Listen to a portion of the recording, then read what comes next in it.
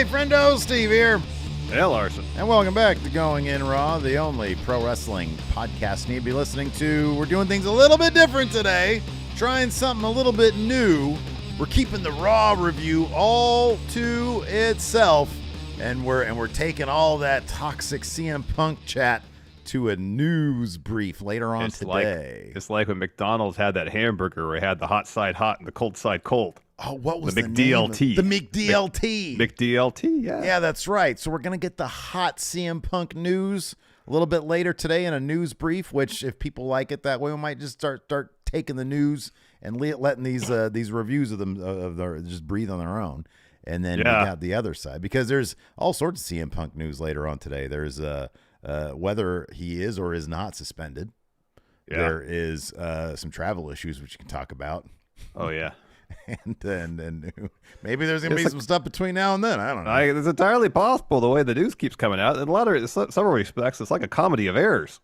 Right. I know. Exactly. Yeah. Excuse me. It's kind of great. So we're going to have all the Brawl In news later on today in a news brief already here in our YouTube chat. Thug Nasty Steven says, I missed the news. Is that just Mr. Dope's new name? Or is that just catching on? I think it's Mr. Dope's new name. He says, I missed the news brief. So we're going to bring you a news brief later on today. News brief. Yeah. News brief. But no, we're here to talk about Monday Night Raw, man. WWE's big business these days. We're on the road to Payback. We got more matches confirmed. Is that right? Yes, yeah, we got the tag team match. Let's start with that because I have it first here on the notes as far as highlights and stuff to talk about. I know it's not the thumbnail, but I think this is something we could have an extended conversation about. So, absolutely. It was announced, confirmed during the show that Damian Priest, and Finn Balor are going to challenge Sami Zayn and Kevin Owens for the undisputed tag titles. And Kevin Owens says, we're going to up the ante, Steel City Street Fight, because it's from Pittsburgh. Yeah, right. So, and then elsewhere in the show, Rhea Ripley said, while Finn and Priest were arguing, hey, if every member of Judgment Day doesn't come out of Payback with some gold, be some major changes around here. Mm-hmm. So, who's not leaving Payback with some belts? I hope Judgment Day walks away with that gold. My Judgment Day shirt just came in the mail. Oh, which one did you get? I got the four little cartoony versions. Yeah, that one is good. I like that one a lot. You know what's funny about it, though, that I didn't realize? The back, just a giant screen of It's always thick that way. I don't know why they always do that. Silk screen. So unnecessary. Yeah, I don't know. God, I hope they win. They're like Sammy and Kevin's reign has not been terribly compelling. They haven't really done a lot with it. And Judgment Day needs more complications. We need the air that something is right in the world with Judgment Day winning these things, but it's really not, because the underlying reasons for all the tension can't simply be swept away by gold. They got some problems, and they got to deal with them. But I do think it'd make Judgment Day more interesting. And to be honest with you, Rhea Ripley's point of, we look like clowns out here, and and our opponents are able to take advantage of that, that's totally true. They need some wins, man. And I especially like how she put that as it relates to her. It's like, now I got a target on me. Yeah, I know. Because you all are acting like jackasses. Mm-hmm. Yeah. There's two ways this is going to go. Mm-hmm. Well, three. JD McDonough helps them win the tag titles in an effort to once again try to curry favor with members of Judgment Day not named Finn Balor. Mm-hmm. Two, they're on the precipice of victory only for JD to cost them the titles, thus increasing the tensions between Priest and Finn.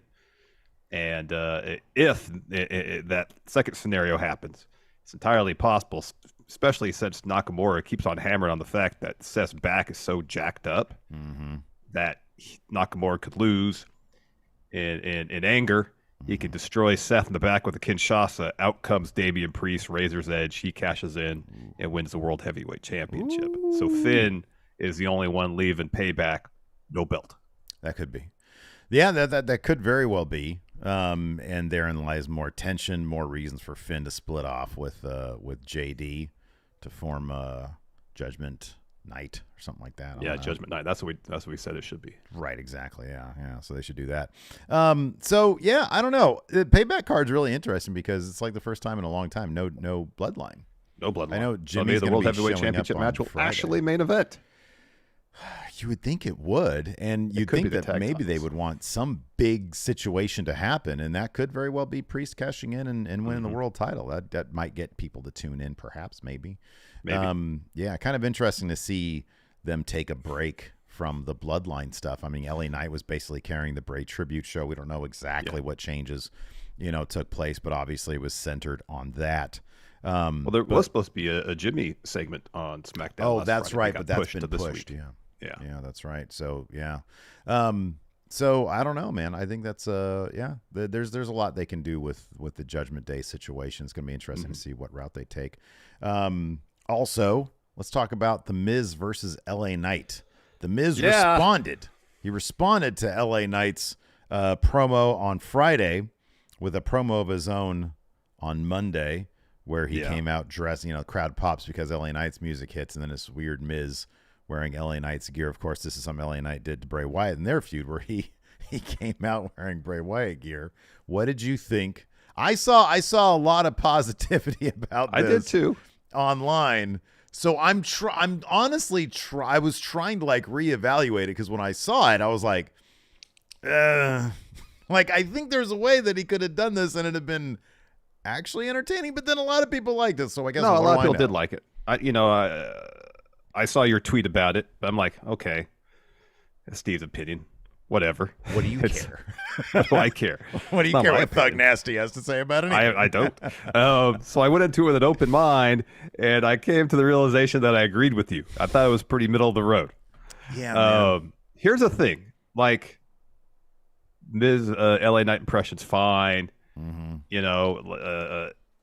thought the idea of it, which is conflating LA Knight with Attitude Era throwback stuff, like the what chants, the oh hell yeah, that kind of stuff, in theory was okay. I just didn't think the how it was implemented. Gosh, implementation. Thank you. Was terribly clever. Yeah, I just thought it was like, all right, it just felt very kind of surface level. I thought they had like the seed of a good idea there. Yeah. And Miz, when he's done this before, like I remember when him and Maurice did the John Cena, Nikki Bella vignette. That was great. It was hilarious. It was legitimately hilarious. And of course, Maurice makes everything better that he does. And maybe this could have used some Maurice. I don't know in what way that could have been implemented. But like, he did sort of mock LA Knight's the way he's doing is he's changed up his promo style. So like, in their promo, he was a little more stumbly, or he was a little stumbling. We hadn't really seen that before with LA Knight. And I thought that was like the kernel of a decent burn. But because I honestly thought when he was going off on LA Knight, I mean, he talked a lot about like the catchphrase, which really isn't like that big of a deal. I thought it would have been more interesting to maybe try to reference. You used to refer to these to the people as incels, and now all of a sudden you're pandering to them. Maybe there would have been a bit more substance there, because LA Knight hit Miz saying your body or your stunt double was more over than you were. Your world title reign or your Mania main event was a subplot to a bigger Rock Cena story, which was true. It's all true. It's all we've true talked stuff, about how like Miz is one of the most decorated guys in WWE, but he's really never been anything more than a utility player. Mm-hmm. And I thought that LA Knight sort of hit on that stuff. And with the Miz, it sort of indicated to me LA Knight is still kind of too fresh to really hit him too hard, I think. There's no there necessarily. He's still like an experiment kind of, they're still seeing, is this babyface LA Knight going to have staying power? Are the people going to give a shit about him still? And they do, so far anyways. Yeah. How do you see, after watching this Miz promo, whether we liked it or not, how do you see this match going down at Payback? Are they go ahead. You got something to say. Go ahead.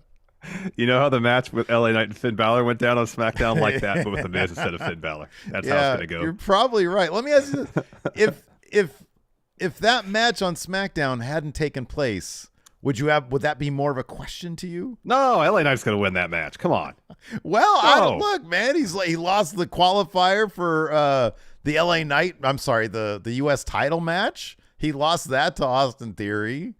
Yeah, because the Miz interfered. Yeah, well, he's not guaranteed anything. How can the Miz interfere in a Miz match, Steve? All right, that's a good point. He could cheat. He could cheat. Not happening. Not happening. A lot of confidence points on this? Quite a few, yeah. Wow. All right. Quite a few. Right. We're going to do our predictions for that on Friendo Club TV later on today. Yeah, we are. All right. Well, that reassures me. That reassures me. I just want do you have any questions about LA Knight winning that match? Yeah, I do. Because WWE's putting him through the ringer right now. Let's see if you can change your promos to be a good guy. Let's see if you can add some depth to your character. How are you going to handle?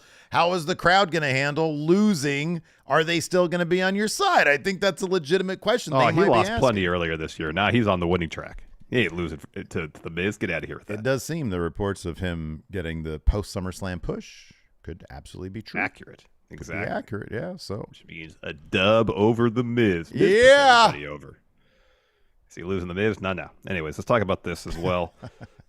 We had some more tributes to Bray Wyatt on Raw. Yeah. Numerous superstars: New Day, Drew, Seth Rollins, Becky Lynch had the Bray or Wyndham armbands on. Seth opened his promo last night saying "Yowie Wowie," and then on one of his side plates had one of the Bray Wyatt Fiend side plates that he had on one of his titles. So yeah, it was really sweet. I saw how difficult it was for him to get through. He did like a 4-minute video from his car back when Wyndham passed, and it was clearly really difficult for him to get through. Yeah, that. And I thought that was a really lovely thing. I mean, Becky Lynch literally ended the episode of Raw, in tears, holding up the Bray thing. Afterwards, she dropped a great story for the crowd about how he took time out of his busy schedule to help her understand how to properly execute a tables match. And it was really heartfelt. And yeah, it was really nice to see that. It was really nice to see that. Seth opening his promo with a "Yowie Wowie." I thought that was awesome. Yeah, that was cool too. I mean, it seems pretty evident that Wyndham was much beloved by his coworkers, and there's numerous stories of him going out of his way to lend a helping hand to people backstage. Yeah. And that's great. That's great. Even like Josh Alexander said, I was an extra. During one of the, earlier on, and he was like one of the only people who was, saying, "Hey man, how you doing?" and talking him up. So just an absolutely tragic loss. There was also some news about, and I've debated whether not to bring this up, but like the exact nature of how he passed and how it seemed to be avoidable in a certain way, and it just adds to the tragedy. It really does. It when I saw that, it just ripped my heart out, man. It really did. Yeah. It's really, really, really sad. We got a super chat here from Hogan. Says Miz versus LA Knight will be an 8-star classic. You mark my words. Yeah. You think we're gonna break our star rating? By the way, our star ratings are up right now. Oh yeah, for All In. For All In, so you can check out to see. I love all the comments. The comments that really feed my soul, Larson, are the ones that are saying that we've really replaced Dave Meltzer in the eyes, and it's just one friendo at a time. And I think what really does it is that it's early. It's timely. It's right after the show. We don't wait wait a week till Friday to drop our star ratings. Who would do that? I know. That's Come silliness. On now. That might have worked 20 years ago. It'll work in the year 2023. Right, exactly. We're taking over. We're taking over the star. We're not changing them. We're not changing them from stars. They're always going to be stars. Somebody in our comments suggested we change them to slams. No way, man. No. Stars or nothing. How can you have half a slam? Either have a whole slam or nothing. You can have. I guess the same could be said about stars if you think about it like logically. Well, I think you don't look up at the sky and see a quarter of a star, do you? Maybe during star formation, it's like that's not a real star yet. It's half a star. I don't know if I don't know about that. Yeah, man. Well, like you. I guess maybe if the star is obscured by another planet or something like that from your view, you only would see like a quarter or half of it. Oh man, you got a red giant compared to a yellow star. Yellow star is half that red giant star. No, he's got one large star and one small one. It's not a quarter of another one. It's not a quarter of a star. It's still a whole star. It's just smaller. Raw opened up with Sami Zayn versus Damian Priest. I like when they open with matches. Instead of ending it with Sami Zayn and Kevin Owens versus Judgment Day, they started with Kevin Owens and Sami Zayn versus Judgment Day. Damian Priest picks up the win here thanks to JD Don't Google my name. He ran out, grabbed Sammy's leg as he was, I think, going to try it for a whatchamacallit, haluva kick. And then Sammy turned around and ate a fat south of heaven to get the win for Damian Priest. And then JD enters the ring as Priest is like all happy with himself. He raises his arm. Priest shoves him to the ground. Stay out of our business, says Damian Priest. Turns around, sees Kevin Owens and Sammy. Kevin Owens hits a stunner on Priest. I'm sorry, on JD. Yeah. And then Priest is just staring at the stage like, oh, that's what you get.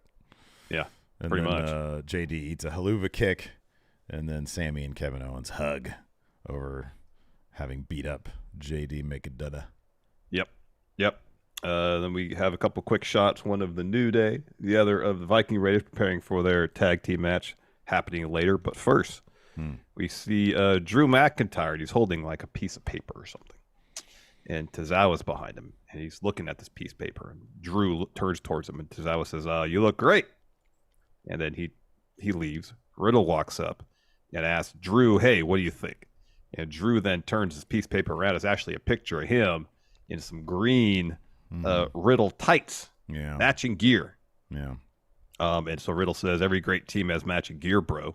And Drew says, look, maybe we should wait a little bit and see if this goes anywhere before we make any big changes. And Riddle says, I get it. So what you're saying is we need matching kills. And Drew it's just a repeat of the Randy stuff. It is. It's copy and paste of the Randy stuff. It really is. Yeah, except in this case, I think Drew McIntyre, the performer, really wants nothing to do with this shit. I think so. So Drew was struggling to find the words to respond, and instead Riddle says, Drew, wait, I was thinking, let's get some ringside seats for the New Day Viking Raiders match tonight. And Drew is like, why? And Riddle says, every great team scouts the competition, see their strengths and weaknesses. Maybe we get a hot dog. You get some haggis.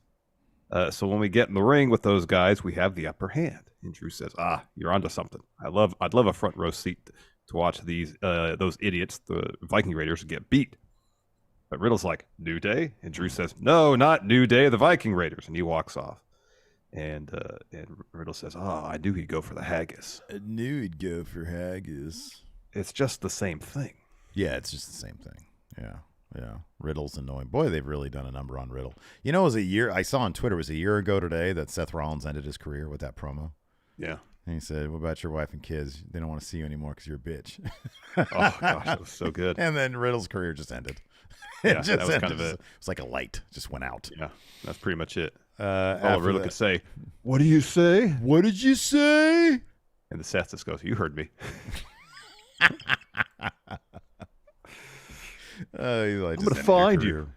I'm going to find you. Like, yeah, go ahead, find me. Come on. Go ahead, find me. Just end your career. After that, we see a Rhea and Raquel video package. Raquel in the video package is like, Rhea thinks she's going to run Monday Night Raw. Thinks she runs Monday Night Raw and is the most dominant woman in terms of power and toughness on the whole roster, except for me. If she wants me to stop getting her business, she should stop injuring and going after everybody, including myself, and live. At Payback, I'm going to cut her down to size. No, she's not. Then we go to commercial, come back. Yeah. LA Knight's music hits. Is it LA Knight? No. It's The Miz. Even Wade Barrett, he pops huge. He's like, it's the megastar, LA Knight, but it's The Miz. He was very disappointed that it was actually just LA The Miz. Knight. So he does all the mocking LA Knight with the finger wave and stuff like that. Too many yeahs. Like, it was too broad. Like, come on, add some subtlety. Too broad. Add some subtlety to your impression. I know. It was too broad and it felt very surface level. Right, exactly. So he goes, let me talk to you. Yeah, I got my wannabe tough guy bass voice on, so I mean business. Yeah, because Papa don't play that. No. I'm a dangerous man. Yeah, so dangerous that I walk into the ring with The Miz. I flub my words. What? I mean, yeah. What? I mean, he does that over and over again. Ad nauseum. It's so irritating. Says, I know it takes more than a catchphrase to gain your support. You are not cheap. You're smart. You're sophisticated. You're discerning fans. You need to earn your cheers, which is why I brought this bag out here. And this bag is full of LA Knight shirts free gratis. So if you want a free t-shirt, give me a hell yeah. I mean a yeah. And so he teases throwing the shirts out. Instead, he throws it to the floor. He takes off the glasses and the vest, and he's just biz at this point. He says, you're all so pathetic, you will cheer for anything, which means your support means nothing. That was easy. Anybody could be LA Knight. It's generic. Anyone could pander or think of a phony name from Cinemax in 1997. I don't do catchphrases. When I say I'm awesome, it's not because I want you to applaud me. It's because it's the truth. It's not a catchphrase. It's reality. The reality is when I beat LA Knight, I'm going to expose him. When he's beaten and battered, party's over. You'll cheer for free t-shirts and catchphrases, but you don't cheer losers. When the dust settles, with everyone not only saying, but immortalizing whose game is it, M-I-Z. Yeah. Yeah, nobody wanted that. Big MGM here in our YouTube chat says it was meant to be broad, wasn't it? Yeah, that's the problem. And it was. Yeah. And it sucked. And it shouldn't have been. Could have been good. Wasn't. Could have been good. So anyways, after that, we have the New Day versus the Viking Raiders with Drew, McIntyre, and Riddle sitting at ringside. Did they have hot dogs and haggis or no? No, no food, no snacks whatsoever. That sounds good, man. I should go to Costco and get a hot dog. Hot dogs and haggis? Do they have haggis at Costco? No, but they definitely have hot dogs. They're still $1.50 too. It's pretty. Yeah, I'm aware of the hot dogs. I don't know if they added to the menu since I've been to Costco in a while. All they have is the hot dogs. They got the pizza, and they've got the what are they, like a little chicken wrap? No, not a chicken wrap. It's, do they still have churros there? Maybe they have churros too. Yeah, I think I got churros. The churros are always humongous and delicious. Yeah, I know. Costco's kind of cool. Anyways, I don't have a membership there because like I would never. I had a membership. It's just like you go there, you spend $200 and you get like 5 things, but those 5 things last forever. But I know. I don't like that. But then you go there and you're like, I'm gonna go get these 5 things. You look around, it's like there's nothing else here I want or need. Oh, I don't know. I'm kind of the opposite. I'm like, man, I want everything here. Yeah. Especially you go on like a Sunday or something like that. They got all those. You can have a whole lunch there, like just for all free. The samples. Well, yeah, I can go there to get samples. I mean, I don't need like a gazebo for my backyard. Oh yeah, but I always want one. Yeah. Or more, deck furniture or anything. Like a ton of like cargo shorts there too. Yeah. I could always use more of those. You're trying to bring back the cargo shorts so bad. Oh, they're back. Well, for you. New Day versus Viking Raiders. This match was probably the best thing about this match was Drew McIntyre throwing furniture around. Oh my God. Yeah. He nailed Xavier Woods with that chair. Yeah, I thought for a second that could have been bad. 2 times in this episode, somebody got nailed with a chair. One time it was on accident though. That wasn't this. Yeah. In kayfabe, it was on accident, but they knew it was going to happen. It was a spot. Yeah, definitely. So let's see here. Let's get to the point where the chairs are being thrown around. I'll start right here. So Kofi gets the tag. New Day hits some double team offense on Ivar. Kofi hits a splash. Eric breaks up the pin. So Xavier Woods hits a dive to Eric on the outside as Kofi misses a Trouble in Paradise. Ivar and Kofi tumble to the floor, and then Ivar throws Kofi over the steps, and he rebounds off into a slam by Ivar. Ivar then picks up Kofi, hits him with a spine buster into Riddle and Drew at ringside. So then Drew picks up the chair and then chucks it at Eric, but Eric ducks, and Xavier Woods takes it to the head. So then Ivar takes out Drew with a cannonball off the apron. Kofi gets back in the ring. Eric tags in. He hits... Ivar hits him with a spin kick, and then the Viking Raiders hit Ragnarok to get the win. Mm-hmm. Yeah. Then afterwards, Drew gets in the ring right away to try to fight the Viking Raiders. They run off.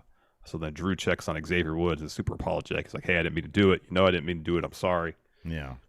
And we'll have another segment later on where once again Drew is super apologetic about it. A bit more of that. So backstage, we're there with the Judgment Day, and Finn's telling Priest, same stuff week after week. We argue all the time. Now we've got to get on the same page. On Saturday, we've got a tag title match. We need to get it together. Priest's like, all right, we do need to get it together. We need to focus on Judgment Day business instead of people who don't matter, like your friend JD. And Finn's like, oh, yeah, is that right? JD's the only reason you beat Sami Zayn tonight, and then you left him laying. And Priest's like, yeah, I left him laying. I left him because I don't care about your friend JD. I care about this family right here is what I'm concerning myself with. And you know what? Since you're so concerned with him, why don't you take a walk with him? And Rhea's like, hey, shut up. She says, every week we go on about being dominant, but without fail, we fall apart because of you two. The only people handling Judgment Day business are me and Dirty Dom. And Priest shoots a look at Dom, and he looks terrified. He's like, ugh, don't bring me into this. She says, but I can't keep doing it. People are coming after me, thinking I'm weak and I'm a target. She says, people like Raquel Rodriguez. This is what's going to happen. You make it right this Saturday. Remind everyone we're a force to be reckoned with. If Judgment Day doesn't walk out with everyone holding gold at Payback, there's going to be some changes around here. And she walks off, and Priest says, I have no problem winning gold. And he holds up his attaché case. Yeah. Yeah. I guess it's a possibility that Priest tries to cash in on Seth, and then Finn screws him over. Ooh. I don't like that. Priest loses the attaché case? Yeah. Ouch. Yeah, the shirt that I got is going to be completely null and void by that time then. Probably. It's a good-looking shirt, though. It's a good-looking shirt. You can wear it and think about better times. Right, yeah. It's like a memorial shirt for Judgment Day, you know. After that, we had the Bray Wyatt memorial video, the same one that rolled on SmackDown, played on SmackDown. It's fantastic. They cut back into the arena. Lights are down. Everybody's got their phones out. The Fireflies are out. They start playing his theme, and they cut to rocking chair on the stage under a single spotlight. Dylan here in the YouTube chat says, Luke and Dan from Wrestle Talk praise the Miz segment. Luke hates Miz. I think you're the only podcast not to like it. Yes. It's fine. It's another thing. We're the only people to disagree. Right. Put it next to Seth and Bray at Hell in a Cell. Yeah. Put another one on the board. Another one. Yep. Yeah. Anyways. Let's see here. Next, we have backstage. Kofi. Well, they did the Bray Wyatt tribute video thing. You mentioned that. Backstage, we see Kofi. He's leaving the trainer's room. And Riddle's like, hey, bro, how's Woods? And he's going to be all right. And Drew's like, look, you know it was an accident, man. And Kofi says, Big D, it's all good. We all know accidents happen, and you weren't throwing cheap shots out there. Woods understands that, too. They fist bump. Drew says, next week we take care of this Viking problem, and I'm going to talk to Adam Pearce about not tagging in because I want to beat both their asses. He walks off, and Kofi's like, not tagging in? What does that mean? It's going to be like a tornado thing or something. And then Riddle's like, no idea, dude, but he says we're a team. And then he says, Drew, where are we going? And he runs off to catch up with Drew McIntyre. I just wish that we'd see Drew running down the hallway just hitting Riddle with a Claymore right then and there. That would have been amazing. That would have made the thumbnail. Then Imperium music hits. They make their way down to ringside. Gunther stands on the announce table. Steve, what do you want to do? You like doing your Gunther voice. Dude, you're catching heat about your cargo shorts statement here. Listen to this. Wrestle Recap on YouTube says, they literally never left. I have no idea what you guys are talking about. Lol, cargo shorts for life. I didn't say it. It's that guy over there. Oh, I'm ribbing one person and one person only, and that's Steve. That's it. Oh, man, Clown says, was literally wearing a pair of camo cargos earlier. Hey, give me a fist bump on that one, man. Oh, man. So anyways, yeah, Imperium comes out. All three men make their way to the ring. And so Gunther gets on the announce table with a big old smile on his face. Last week, Chad Gable made history. He became the first man to beat me in more than 500 days by count out in a championship match. Technically, he gained the victory, but in reality, he won nothing. I'm still standing here as your Intercontinental Heavyweight Champion, but Chad Gable has achieved one thing, pissing me off. And he screams a bunch in German. And he says, now Chad Gable has my attention and my focus. If he is the last thing between me and my rightful legacy, then so be it. Next week, Chad Gable will challenge me for the Intercontinental Heavyweight Championship on Monday Night Raw. Just like Chad Gable won't beat me next week, he definitely won't be my best man. Wait, what? He won't be my best man. Oh, won't beat my best man, I think. Oh, won't beat my best man. Because he's got a match against Ludwig Kaiser next, yeah. Yeah, do you think that hurt the feelings of Vinny Vinci, who was like, I thought I was your best man? Well, I think Vinci's well aware that he's not in the best man seat right now. Because he just gets lectured, yelled at all the time. Yeah, he loses. Right. So he's interrupted by a massive shoosh. Alpha Academy. walks out. Gable says, Gunther, I'm sitting back there. Normally I'd give you a big shoosh, but I'm not going to do that because you were making some very good points, my friend. Not least of which is you've been on the main roster for almost 2 years and no one's defeated you. And that is until last week. Last week I handed you your first loss. It only took me 10 seconds, baby. Next week. Yeah. It's not factually accurate. The match was longer than 10 seconds. Yeah, I was like mildly confused for a moment. I was like, oh, he's just talking about the 10 count and then the 3 count. Yes. Yeah, he says next week, title online ain't going to take 10 seconds this time. No, I'm going to take it in 1, 2, 3. As for tonight, Kaiser, get your carcass in here because Master Gable is going to cook you up Memphis style. Oh, wow, he's going to gut you up. Yeah, I don't think Gable's winning that title. No, he's not. He's not going to be the guy. Not an episode of Raw. No, I don't think it's going to happen. No. I'm cool with that, too. Yeah, I am, too. It shouldn't be him. No.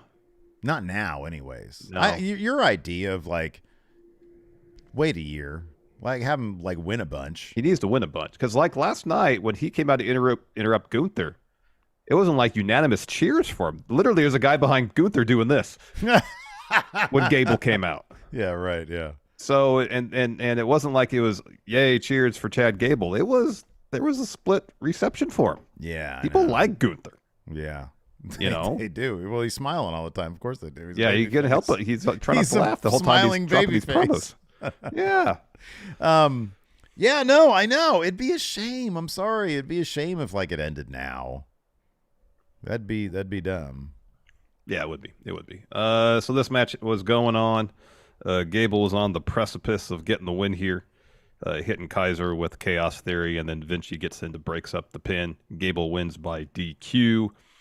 So then Otis gets in there. Otis got a louder reception when he ran in to break up this brawl than Gable did at any point during this match. Yeah, he ripped off his shirt and started gyrating. He got a huge pop from the crowd. Otis is it possible Gable's the third most popular guy in Alpha Academy? Could be. Could be. When I say guy, I just mean, like, you know, it's a gender-free. Member, yeah. Right. Member, yes. So Kaiser and Vinci double team Otis, throw him into the ring post. Then they double team Gable as Gunther gets back at the ring. He screams that Imperium, stands over Gable, looking for a power bomb, but Gable reverses that into an ankle lock. Imperium, they turn around, notice that, break it up, and then Gunther hits Gable with the power bomb and raises the Intercontinental title. I don't think Go Home Math is going to play much of a factor in here. If this was 2 weeks afterwards, after Gunther was going to break Honky Tonk Man's record, maybe I'd give Gable more of a chance. But at this point, no. Yeah, no, he's gonna break the record. Yeah, and then I think he's probably gonna keep going too. Like, I think so too. Yeah, this shouldn't be Gable. Maybe till WrestleMania, he might hold that belt till. That's kind of what I'm thinking. WrestleMania. It needs to be one of those inevitable things, like somebody who's really like exactly. You know, it just makes all the sense in the world. I'm telling you, this should be Cody Rhodes. So, anyways, after all that, we have we get a video package. Bob Barker, man, 99 years old. That'd be a legend, a TV legend. Oh, an absolute legend. Yeah, absolutely. Yeah. So much of my childhood, you know, I saw people mention this in social media, and it's like resonated with me because that was the case with me too. You're homesick from school. What do you watch? Oh, you watch Price is Right. Back then, when there was like 3 channels, maybe 4 channels. When did Fox come around? Like 88, 89? Yeah, it was late 80s. You watched all the morning, early afternoon game shows. You watched Price is Right, Password, Pyramid. Right. Yeah, then there was like Brady Bunch reruns. Yeah. Yeah, they have like reruns. But yeah, no, man, like the late morning, it was all the game shows. Yeah, it was like from 10 to noon or something like that. It was right, all the game exactly. shows. Yeah. Then after the new news, it was the soap operas. The thing I love about Price is Right is that even dullards like me can understand it. You know, you just get closest without going over. Yeah, that's and it. Then you get that giant wheel with numbers on it. Yeah, no. It's like, oh, it's thrilling. It was thrilling. And Bob Barker was such a calming, smooth presence. Mm-hmm. He was like a warm blanket. Yep.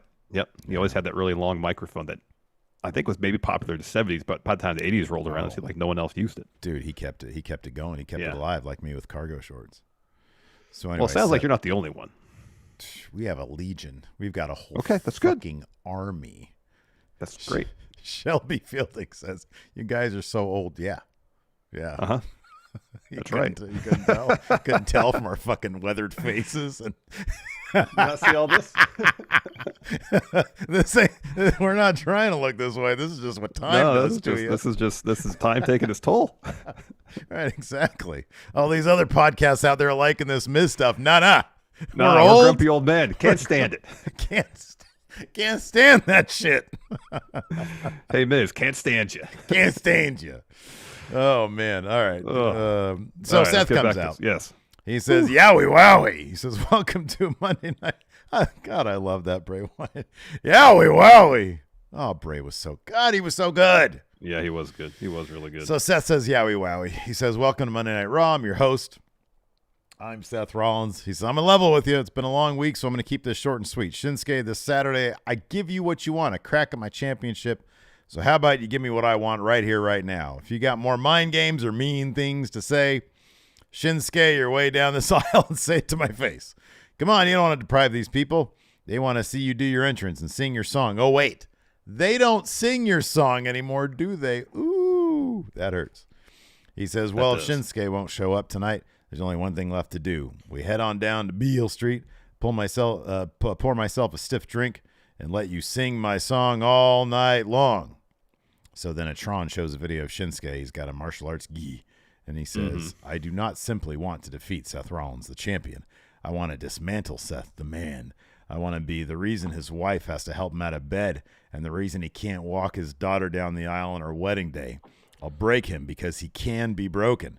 I'm going to destroy his back and put him out of his misery. He's got no future." Ooh, good. Another good promo. Another good promo. Great. It was great. So Seth is shown, and he's kind of pissed off. He removes his glasses. "That's it. From the legendary Shinsuke, we get a video package. You know what I want to know? What happened to the Shinsuke that headlined Tokyo Dome? What happened to the guy who lit the world on fire in NXT? Well, that's not on Shinsuke, bro. That's like fucking Vince McMahon. Yeah, don't blame Nakamura for that. Turn him in the artist. Come on now." Anyway, I know. He says, "A month ago, Shinsuke, I would have given you the shirt off my back, the same back that's broken in 2 places. But my broken back didn't stand in the way of me becoming World Heavyweight Champion or me beating your ass this Saturday. When that bell rings, I'm going to maul you and pummel you and not stop until someone pulls me off. When you're lying there defeated, you'll know that you'll never take anything away from me. Not my title, not my future, and not my family." Boom! Kinshasa. Shinsuke gets him from behind. He cradles Seth a bit before kicking him in the face and bowing to the crowd. Slides out of the ring, goes up the ramp. Sammy and Kevin Owens in the back. Sammy says, "I'm so tired of this week after week." Hold on. Yeah, this just completely changes things. Yeah, sorry. Yeah, I like that Nakamura, he's cradling him. He said again, "Watch your back, Seth." Yeah. And Nakamura's outfit was amazing. Oh, it was great. Yeah, it was amazing. Yeah, it was fashionable, stylish. It looked super comfortable too. Yeah, he looks really cool. He looks cool. really cool. Yeah, it's a shame. It's a shame it took this long to get this Shinsuke. You know. I know. But it really is. Maybe they keep on rolling with it. You know, it'll be something that sort of makes us forget that they botched him for so long. Maybe he could be the one to take the Intercontinental title off Gunther. I wouldn't be mad at that. I think that could be a really great feud. I really do. I'd love to see those two go at it. Yeah, same. So we got Sammy and Kevin Owens backstage. Sammy says, "I'm so tired of this week after week dealing with Judgment Day. No matter how many times we beat them, they always come back. They always get cheap victories like tonight. Look at us. Look at us last week. Hey, look at us. They look at us. Who'd have thought? Who'd have thought? They try to get the briefcase involved, and we get DQ'd, and now they get a title match on Saturday. You know what, boys? You want to do this one more time? Then fine. We do it one more time. Kevin, want to explain to them how it goes down?" And KO says, "Sure, Judgment Day. The rules won't be in your favor this time. We're sick of this. We went to Adam Pearce to get it sorted out. Hey, what's the nickname for Pittsburgh again?" Sammy says, "It's Steel City." And Kevin Owens says, "Steel City, exactly what Saturday will be. It's not a normal tag match. It's a Steel City street fight. No rules, anything goes, and a lot of crazy things happened here in WWE. He says, last time I was in Pittsburgh, or one time I was in Pittsburgh, I got thrown off the top of a cage onto the announce table. That's not even as crazy as what we're going to do to you on Saturday. We're sick of this. We're ending this once and for all." I got to question Sammy and Kevin Owens' choice here, because if it's a street fight, that's no DQ. Yeah. That means if Dom wants to get out there and get involved, he can. Yeah. It's not breaking the rules. The numbers game doesn't really help them at all. No. Here. What, are they going to have Cody come out and help them? Yeah, it could be. They might entirely have some possible. contingent. I mean, Cody's been part of their unit now for such a long time. Yeah. So yeah, it doesn't, it could be a tactical error of sorts, but Judgment Day, they've been proven to be kind of, I don't know, Bumbling. hapless. Yeah. Bumbling, hapless as much as not. So they could be like, whatever, numbers. They don't even like the guy that's helping them out these days. So how is that really going to work? Oh, not to mention JD. Yeah. Dom and JD. Well, JD, exactly. Yeah, He's trying to help him out, and they don't like the guy. So yeah, I don't know. Well, Priest doesn't like the guy. Priest doesn't like the guy. I don't think Fitz Rhea cool likes with him, him. seemingly. I don't think Rhea. Oh likes yeah, him. I don't think Rhea likes him either. Dom maybe would probably be happier if he was gone too, because he seems to be like the reason now all this heat's coming on him. But he's not going to say anything about it. Oh God, no. After that, we had Bronson Reed versus Tommaso Ciampa. As he makes his way out, Bronson Reed attacks him. And then he just sort of laughs and he walks away. He does the breakout thing, but then he just goes to the ring and waits for Ciampa to take off his vest and everything. So we get that match. Ciampa gets win. This was a weird. Was it like a sort of a botchy pin here? I think it was supposed to end with the crucifix bomb, but then when Reed landed, one of his shoulders was up, and they tried to account for that. In the process of that, like Ciampa basically let go of the entire crucifix pin, so he only had kind of like one arm hooked, so it's been totally easy for Reed just to kick out. I know.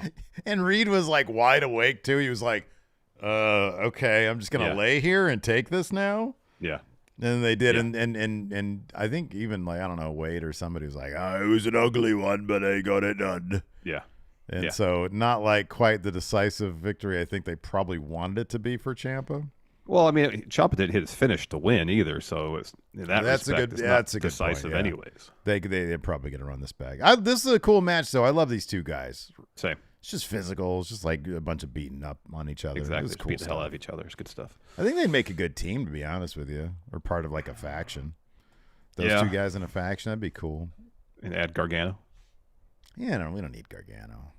He can go kind to of like period or in that faction? Yeah, just sort of period. I don't really miss him. He can go to AEW maybe. Okay.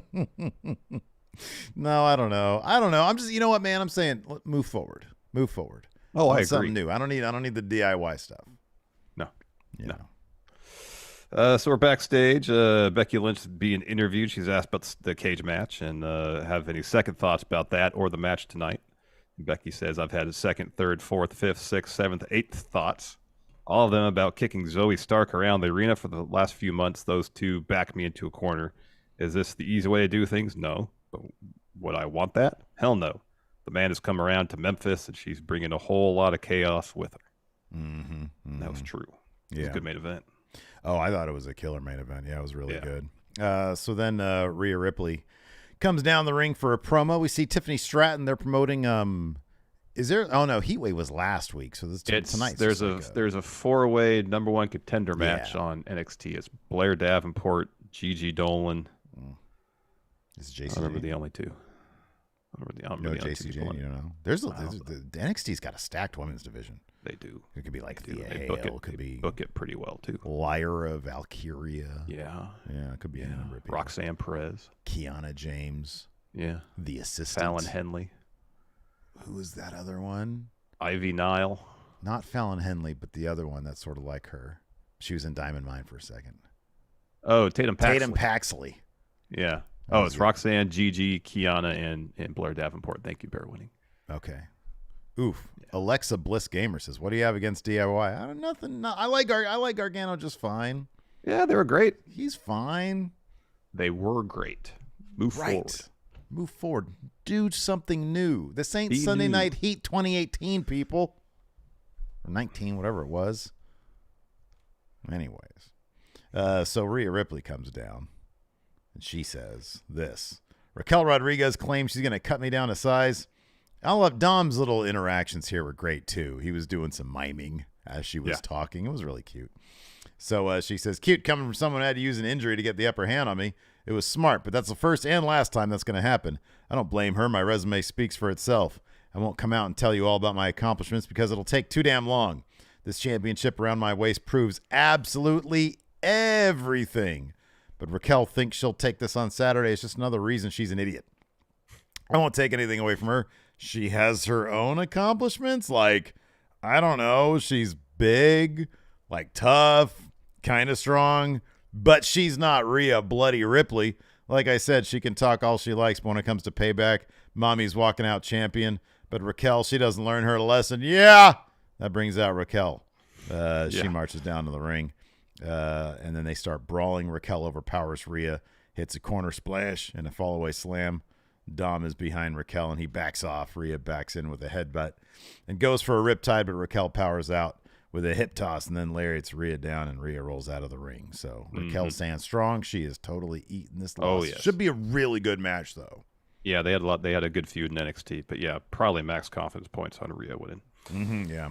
Then we get a Trish and Zoe interview or promo. So Trish says, "Let's be clear, Becky, you're the idiot who asked for the match tonight. You're gonna still leave me something." She says to Zoe, "You're still gonna leave me something for Saturday night, right?" And Zoe says, "Oh, don't worry. After I'm done with the man tonight, I'll leave plenty for you in the steel cage match this Saturday." And then Becky Zoe wins that match, high confidence points. Oh, yeah, for sure. Yeah. We get the card for Payback, and then a Terry Funk tribute video. And then Becky Lynch comes down for the main event. Zoe Stark gets a main event here, man. This is a killer. Zoe Stark is so goddamn good. She's really good. She is really good. She's really picking up. Like, it's going to be a little bit longer, but the character stuff is coming along. But like in the ring, holy shit, she is really good. She's so good. Yeah. So good. No, it seems like the move to the main roster is help Zoe figure out some of the character stuff more so than her time in NXT. Absolutely. It was a smart move putting her with Trish Stratus. It definitely. was a really smart move. I feel like since she's been the main roster, that her character work has been a lot stronger. Yeah. Like her early promos were kind of like, ooh, boy, you need some work. But she's picked it up quickly. You know what I mean? She has. And it seems like her and Trish have some pretty decent chemistry already. So, except when Trish is throwing chairs into the ring. At one point. This was kind of funny because it was an accident. Trish started because it's a false count where you can do whatever you want match. Yeah. And so basically a 2-on-1 match, yeah. Right. So Trish is trying to help out Zoe by throwing some chairs in the ring. So like she throws one, and I think like there was miscommunication on where she was, but Zoe basically turns around into it, coming at her face, and it hits her, and she does everything she can not to laugh.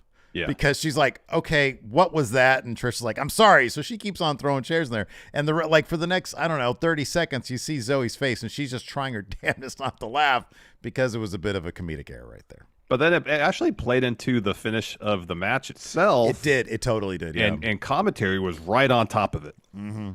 When Zoe accidentally knocked Trish off and put her through the table with that forearm. Yeah. And I think it was Wade that said, oh, that's just payback for the chair being thrown at her earlier. Right, yeah.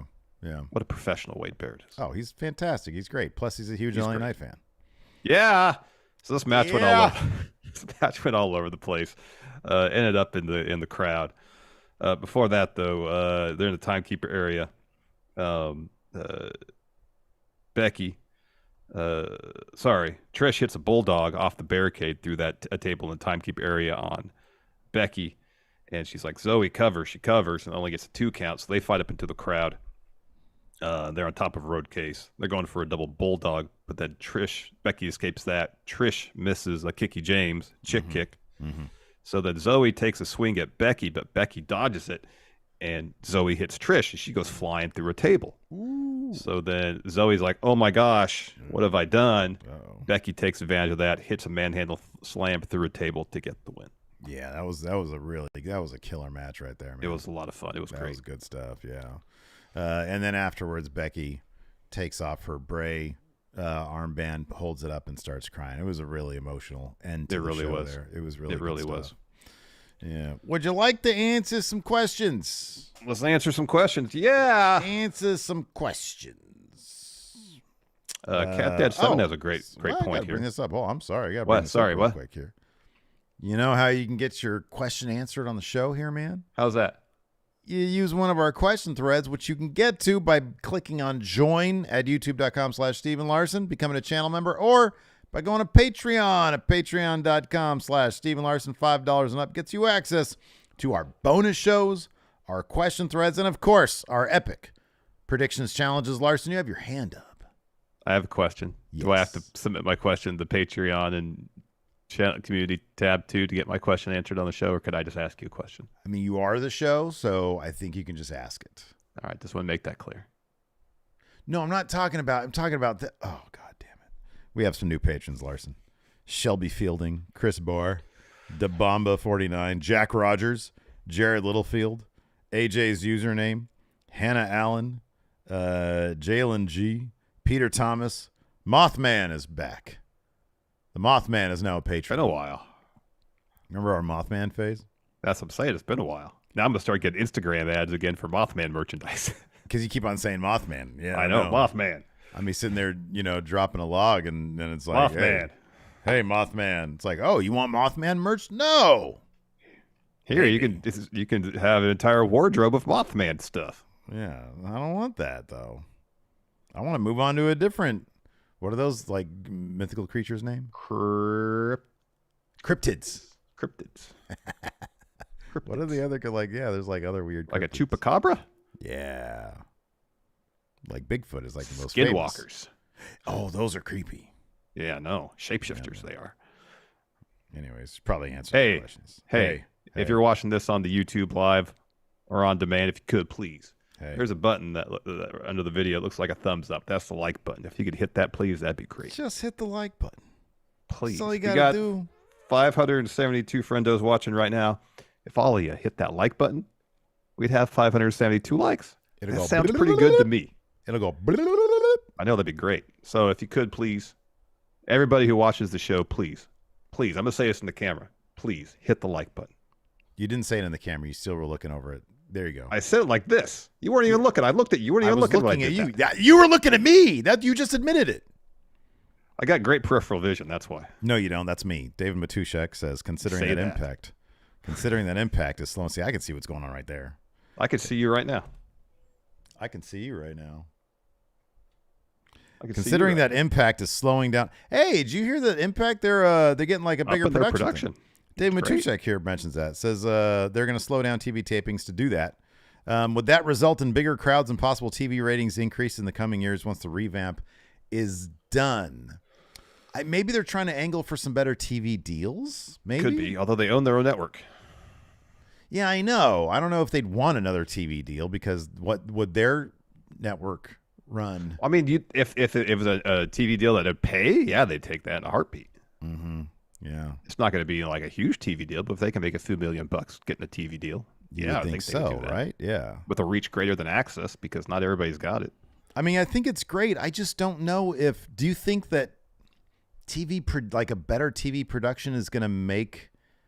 Is that what people are going to Impact for? Well, I don't think that's necessarily a deficiency with the company by and large. Like, I think the show, for the most part, is shot really well. I know there's backstage segments with 24 shadows on the wall, but whatever. I feel like they just need to swap out cinematographers, to be honest with you. Yeah, exactly. And but part of that could just be, we got to shoot. We're here for 3 days. We got to shoot 24 backstage segments, so it's just bang, bang, bang, bang, bang. Yeah, we just want decent exposure, not going to be concerned so much about how many shadows are on the wall. But if the idea is like, hey, we're going to up our game from a production standpoint, and part of that is not trying to jam so much into a 2, 3, 4 day shoot, then maybe. But I don't think. I think right now Impact's primary issue is just reach. It's like they're not in very many households. I don't think. At least if they are, not a good time. Maybe, I don't know. I think their issue is probably the same thing that's always been an issue. Is like, I don't know, the lack of real draws. Like they're turning, like as soon as somebody gets like hot, they leave. I think. You see that Jordan Grace is coming back to Impact. That's awesome. That's great. Yeah, it's great. So I don't know. Like pre AEW, they had like bigger names there. They did, yeah. But like they still weren't really taken all that seriously. Mm-hmm. Arguably, they're taken more seriously now than they were then, because even though they had some pretty significant names on the roster. Yeah. Yeah. So I honestly don't know what it would take for Impact. I think your point about Reach is a really good one, but like it's sort of a chicken egg thing. It's like a catch-22 type situation. It's like do they need bigger reach to get bigger names? Will bigger names get them that bigger reach? You know what I mean? Yeah, I know. It is a bit of a catch-22. CatDad7 here says, is it me or is AEW on the right channel with TNT's slogan being, "We know drama"? Oh, man, don't even get me started on that. Too much drama. That's what there should be. It's like Steve wants more TBS, very funny. I want more very funny, which a lot of the punk stuff that we're going to talk about later on today is so silly, it's ridiculous. It is, yeah. Let's see here. Elemental Giant. This is actually a really good point. I haven't really talked about that. Said, do you think Cena's 8-week return is a result of the actors' strike, or would he have done this regardless? I kind of feel like it is. Yeah. Because somebody in our chat before had suggested they're not allowed to do this. They're not allowed to do wrestling because of the strike. And I was like, I don't know that that's true. I don't think that that's true. And clearly it's not because, and this is proof of that. Like Rock could, if the strike keeps on going. It's possible that Rock could make a return. Yeah, it is. Yeah. Alex Foster asks, what wrestler would do the best job of impersonating you? John Cena. All he has to do is, go on like a 16-week cheeseburger bender, and he'll be there. Yeah. He needs to get somewhat less robotic, though. Up his sodium level. Quite a bit less robotic. Yeah. Oh, wow. So, like, it's, I don't know. What wrestling? That's a good question. Like, if you take just the, surface level stuff out of it. Yeah. I feel like Trent could do a good Larson. Oh, okay. Oh, in my head it was Trent 7. No, Trent Beretta. Okay. Trent. Okay. No. No? He's not quick enough, dude. We've sat next to him. Does he come in the same manner? Okay, so in the same manner as like John Cena's surface level. Yeah, Trent's kind of surface level but like we sat next to him. You don't sit there with your jacket saying, "You guys know how to take this coffee stain out?" That's not you. Yeah. Who's like you?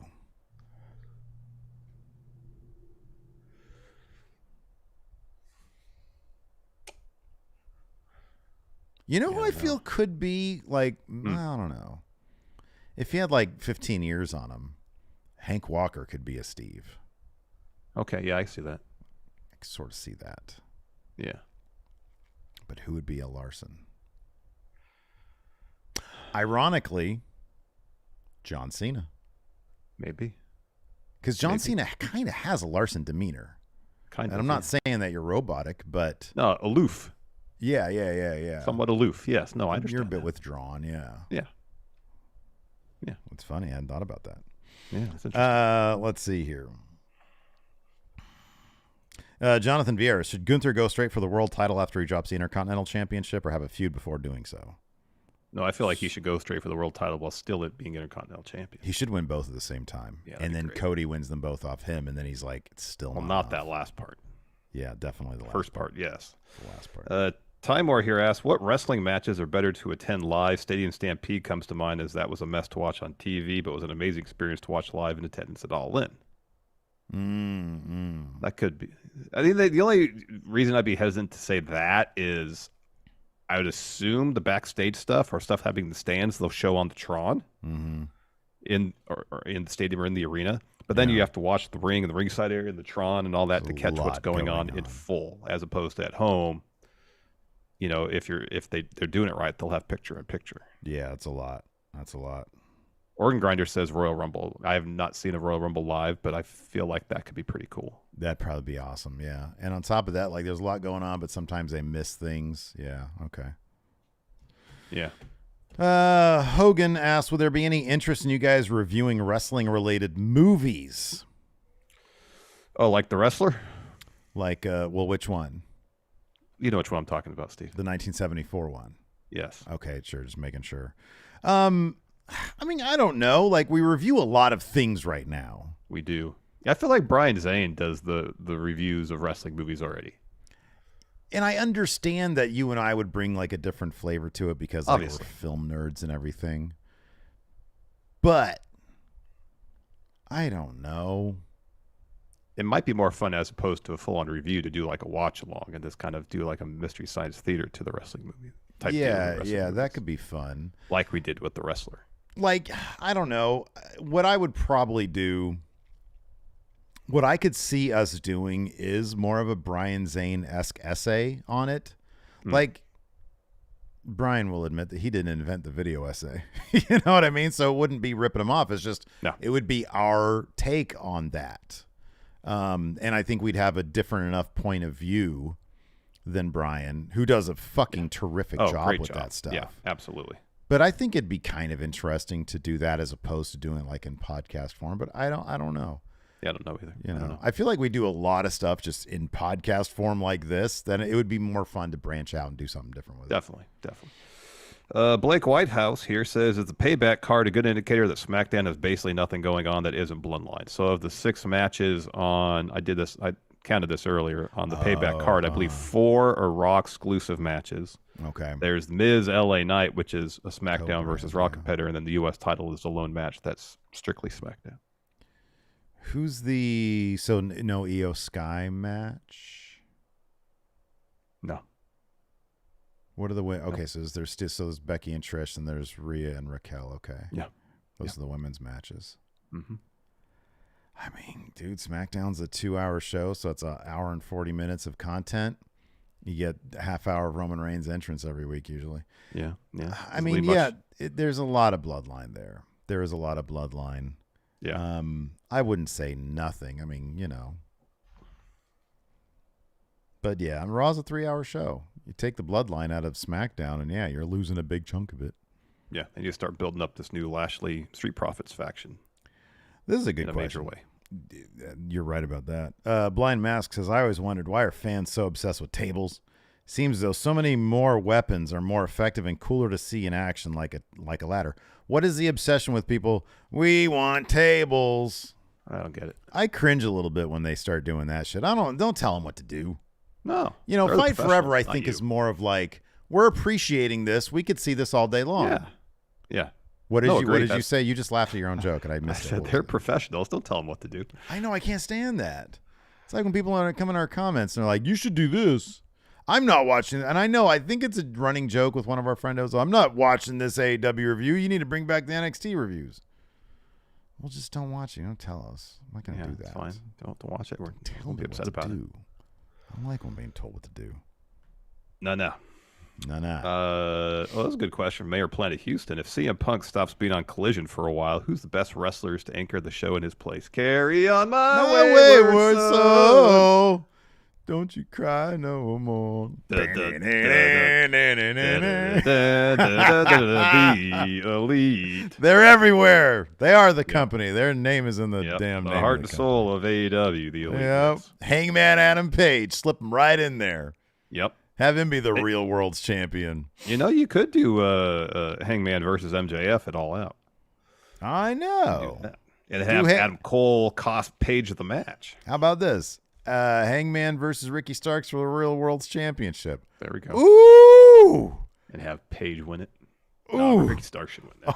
Oh, man. Oh, wow. That'd be rough. Tony Khan would never do that, man. That guy, he sits in the backstage and he starts chanting CM Punk, so that's not You got that right. Let's see here. DJ Fluffy, who would be the best person to have a 1,000-day plus reign as AEW champion? Who's the best person to have a 1,000-day reign as AEW champion?